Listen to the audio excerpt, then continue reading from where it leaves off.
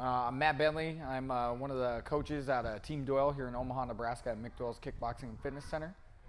I'm a personal trainer, so by trade, my full-time job is training clients and college athletes, high school athletes, help them meet their goals, and then outside of that, my passion certainly is working with the fighters and working with martial artists. I started with Mick in martial arts shortly after my dad was killed by a drunk driver. I was 7, and so that would have been 92, 93 maybe, and then I found Muay Thai through Mick, and started competing when I was 9. I had my first bout, and then I fought as an amateur, won a couple national amateur championships in Muay Thai, some regional titles in boxing and kickboxing, and then I went off to college.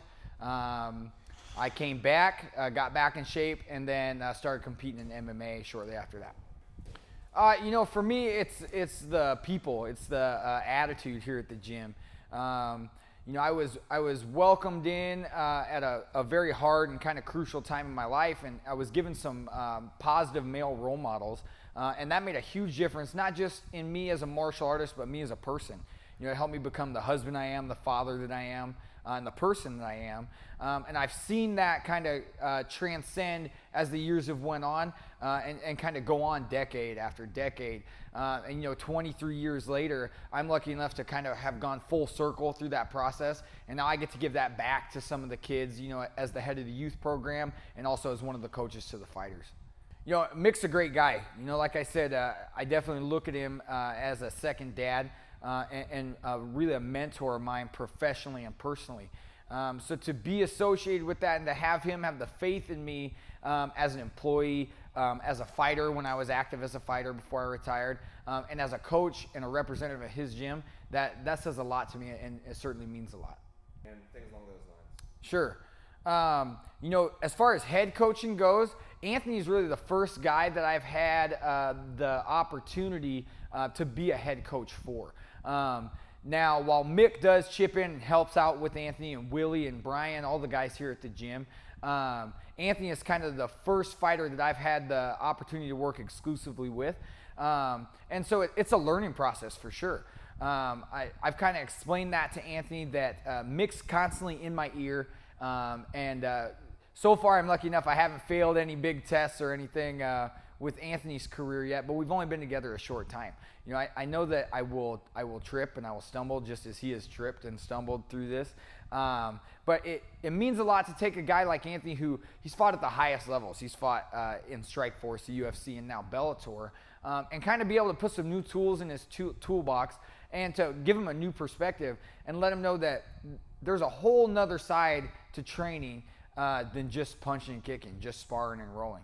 It's a bigger thing than that, and that can be frustrating and exciting and rewarding to kind of get a fighter to see that for the first time. And I've certainly felt every single one of those emotions, going through the last 7 or 8 months with him. You have a lot bigger responsibility to your fighter, both in and out of the gym, than I think a lot of people think.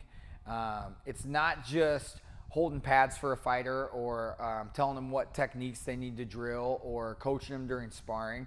With Anthony, it's I got to get on him about what he puts on his fork, what he's eating, when to start his weight cut. The last 2 fights that I've coached him, I went with him and cut the weight with him. Fighters generally can be kind of head cases. I know I was the whole time that I was active. And so there will be times where I'll get calls from Anthony 11:30, midnight. He'll have a bad day in the gym sparring or something, and I will get a nonstop stream of text messages. And you got to kind of have the ability to put everything in focus for your guy or your girl and get them back on the right track. A lot of times fighters can see things as in the big picture when you need them to look at what's right in front of them.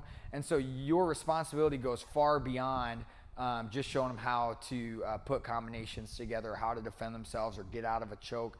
You really have a much bigger responsibility to the fighter than I think a lot of people really realize. I think there's a big difference between fighters and martial artists. I think a martial artist, it's a lifetime thing. It's a lifetime commitment to better yourself physically, to better yourself technically, to better yourself mentally and personally.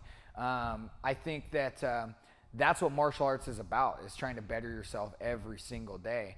And I think I bring that perspective to the table. I'm not just a fighter. I'm not somebody who went in and lifted weights and hit pads and sparred and then fought for a little bit. You know, I've been a martial artist since I was 7, and until I breathe my last breath, I plan on studying and practicing and teaching martial arts. So I think it's a very different perspective than you're going to get from a lot of folks in the MMA community. Sure.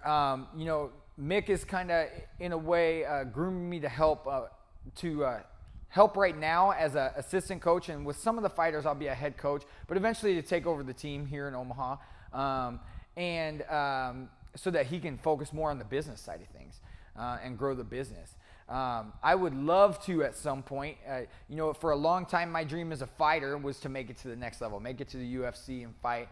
You know, when it came down to it, after 60 some fights as an amateur and professional, I just didn't have the drive to chase that anymore. So to help these guys get there, that would be really my next goal, is to, now that I have Anthony's in Bellator, man, we're chasing a world championship. And so one fight at a time, that's what we're hunting down. And the young guys that I'm coaching too, Trey Smith, he may only have one fight as an amateur MMA fighter, but you're going to see big things from a kid like that because he puts in the work, he's got the right attitude, and he's just relentless for knowledge and for growing as a martial artist. So to take those guys to the next level would really be the goal that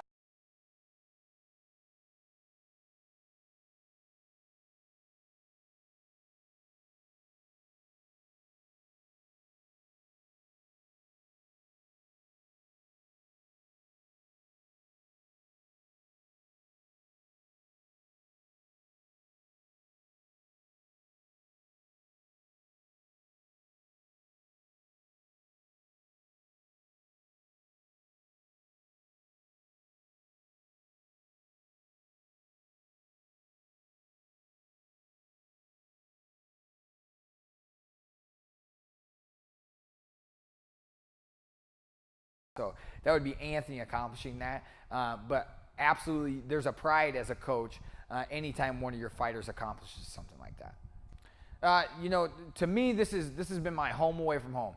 You know, it didn't matter whether I had troubles with bills, trouble at home, trouble with friends, something I was frustrated about. This is where I could come and I could spend 2 or 3 hours just focusing on myself.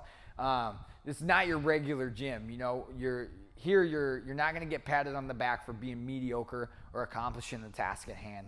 You know, as a personal trainer, I try day in and day out to not only challenge my clients to meet their kind of limits, but I also challenge them then to work past those and look to build on something bigger than that.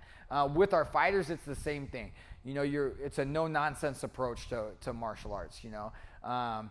You can teach a fighter every single punch, kick, choke, takedown that you can imagine, and at the end of the day, they're either a fighter or they're not. And so it's our job to kind of harness that and find that within each individual. And I think that as far as the gyms in the area go, we've done that more successfully than anybody I can imagine.